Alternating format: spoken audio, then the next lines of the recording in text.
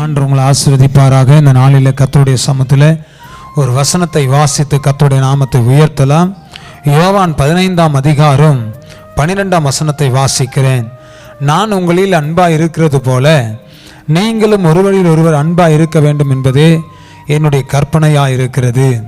கர்த்தருடைய பிள்ளைகளே, அன்பாக இருக்கிறீங்களா? இயேசு சொன்னார், நான் உங்களிடத்தில் அன்பாக இருக்கிறது போல நீங்களும் ஒருவரில் ஒருவர் அன்பாக இருக்க வேண்டும் என்பதே கர்த்தருடைய கற்பனையாக இருக்கிறது.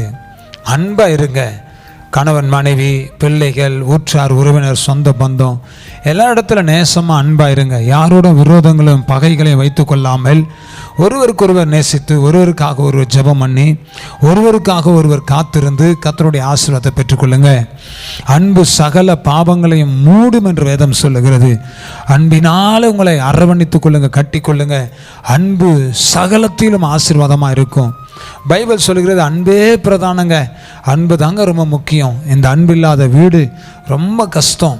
ரொம்ப அன்பு செலுத்துங்க, ஒருவருக்கொருவர் நேசிங்க, விசாரிங்க, அன்பு செலுத்துங்க. கர்த்தர் உங்களை ஆசீர்வதிப்பார். ஜெபிக்கலாமா?